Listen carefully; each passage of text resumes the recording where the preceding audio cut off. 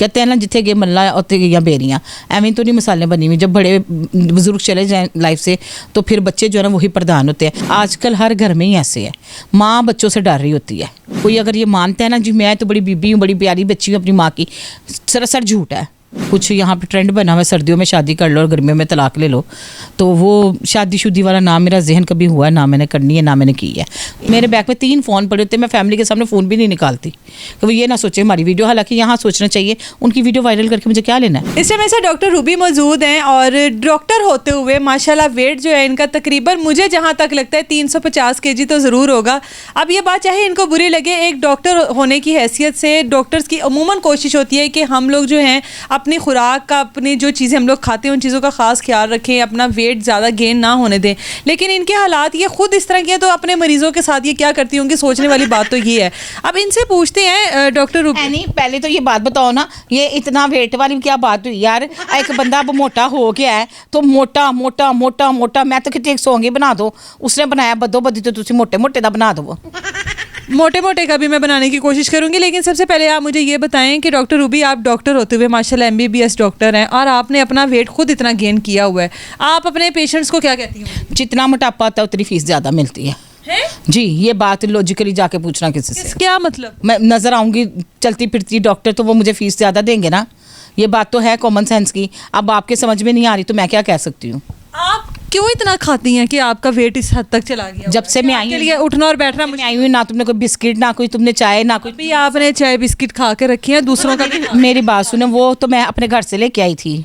जी, आप अपने घर से खाली हवा ना लेकर आए, आप बिस्किट की बात कर रही हैं। अच्छा मेरी बात सुनो, बात तो में बात आई, कुछ खाने के लिए मंगवाया हुआ कि नहीं मंगवाया? नहीं मंगवाया।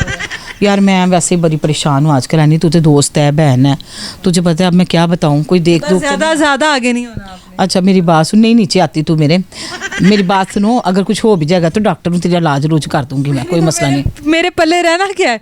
देखो जरा, हाय हाय, मेरे लिए तो ऐसे ही है, सड़क पे बिल्डोजर चल के मेरे साथ तो ये होना है। देख ले मेरी बात सुनो, इतने लोग मेरी आईडियों पे गालियाँ निकाल रहे हैं यार, ऐਵੇਂ मोटी मोटी संडा भैंसा भूसा, ये कोई बात है? ये लफ्ज़ बोलने वाले हैं? मुझे बताओ यार, संडे ऐसे होते हैं? इतने प्यारे नहीं होते। हाँ, भैंसे ऐसे होते हैं, वो इतने मासूम नहीं होते। वो जो ऑस्ट्रेलियन होते हैं ना, खाते चारा चूरा ऐसे ही है। वो चारा खा लेते हैं, आप खाना खा लेते हैं। मैं मैंगो खाती हूँ, एग, डबल रोटी, सेब, बनानाज, फ्रूट्स में सारी सब्जियाँ सारी खाती हूँ, मटन, बीफ, हर चीज़ खाती हूँ। तो मतलब खाना चाहिए ना, अगर अल्लाह ने आपको दिया है, ये चीज़ें आई हुई हैं तो हमने खाना ही खाना है ना, तो खाना है। दुनिया में खाने के लिए ही आई हैं? जी, मैं दुनिया में खाने के लिए नहीं, काम भी करती हूँ, खाती भी हूँ, लेकिन मैं साथ में स्टोर अपना कर लेती हूँ, चीज़ें ना रख लेती हूँ पास। की तरह जैसे ऊँट पानी स्टोर करता है, आप खुराक स्टोर करती हैं? ऊँट तो होता ही बड़ा पतला है, वो बेचारा तो ऐसी लंबी गर्दन होती है, सुराईदान उसकी।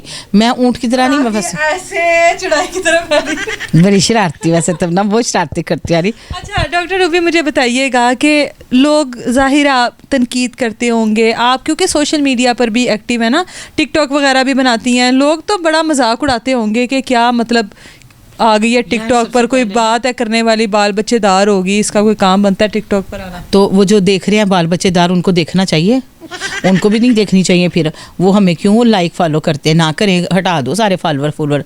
बात होती है कि वो भी पूरे चीज़ें ले रहे होते हैं, चस्के ले रहे होते हैं, तो फिर ऐसा कमेंट लिख के करेंगे जो मुझे भी सोचने में 10 मिनट मजबूर करता है। इसका मतलब क्या है? इतने वाहियात और बुरे अल्फाजों में कमेंट देते हैं और कहते हैं जी हमारे घर में माँ बहनें जो है हमारी तरबियत बहुत अच्छी हुई है। कोई तरबियत अच्छी नहीं, ये तो बेहुदा अल्फाज बोलते हैं। शादी के लिए भी बड़े प्रपोजल आते हैं आपको? शादी के लिए आए थे लेकिन मैं नहीं करती। मेरा वो एक टॉपिक भी तुमने देखा होगा, वो मैं हमारे साथ बाद में प्रोग्राम करूँगी। कुछ यहाँ पे ट्रेंड बना हुआ है सर्दियों में शादी कर लो और गर्मियों में तलाक ले लो, तो वो शादीशुदी वाला ना मेरा जहन कभी हुआ है, ना मैंने करनी है, ना मैंने की है। डॉक्टर रूबी आपकी बातें सुनी थी, आपका कहना था कि शादी आपकी, क्योंकि आपके शोहर की वफ़ात जल्दी हो गई थी शादी के बाद, आप अपनी वो ज़िंदगी भी जो है वो जिस तरह से एक भरपूर तरीके से गुजारी जाती है, वो भी आपकी ज़िंदगी बड़ी लिमिटेड है, महदूद सी है। उसके बाद बच्चों को अच्छा मुस्तकबिल देने के लिए बच्चों को भी खुद से दूर कर लिया, उसके बाद बचती है आपकी फैमिली। तो जिनके पास है वो कौन सुन के बनते हैं? वो भी कहेंगे मामा आपको अक्ल नहीं है, आज भी बड़े हो जाते, माँ ही चुप करके बैठ जा। मैंने यहाँ देखे हैं लोगों के बच्चे, अगर वो बाहर जाके वहाँ का माहौल उन्होंने अपना लिया है तो कोई बात नहीं, मुझे खर्चा भेजते हैं, आते भी हैं पाकिस्तान 10-12 दिन के लिए, लेकिन वो बातें नहीं रही, वो माँ वाली खुशबू उनको नहीं आती जो किसी टाइम में किसी वक्तों में लोगों को आती थी। आजकल हर घर में ही ऐसे है, माँ बच्चों से डर रही होती है।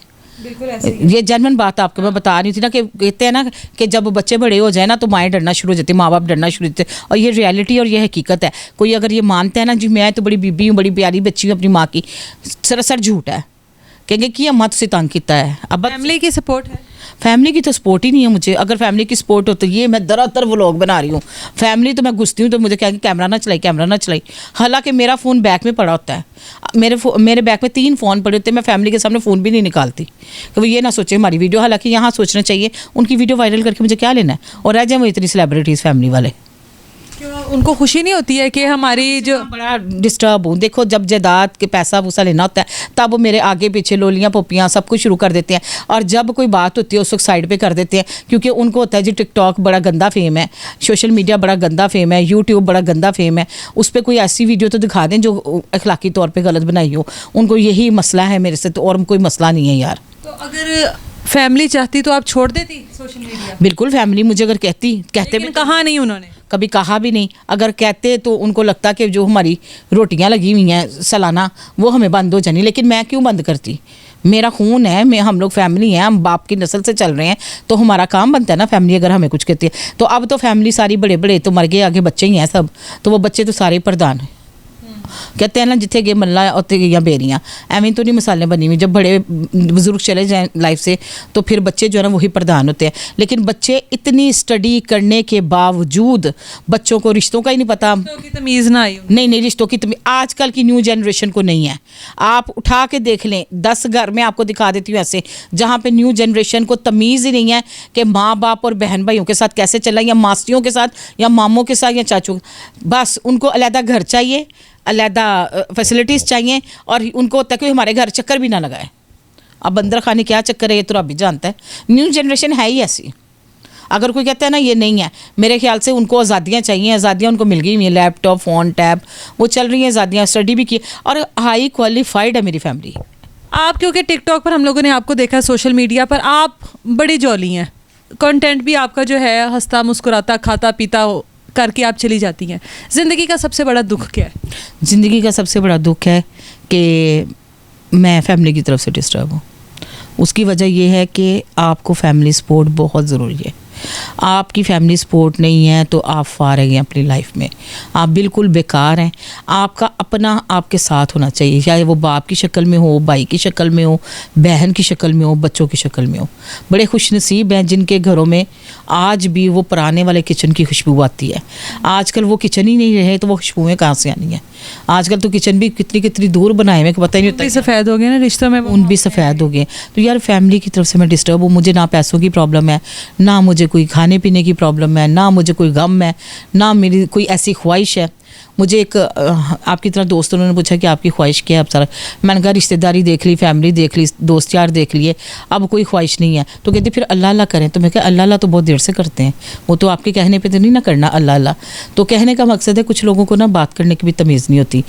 आपकी लाइन के लोग आपका टाइम लेते हैं, आपका फेम उठाते हैं, वो भी निकल जाते हैं।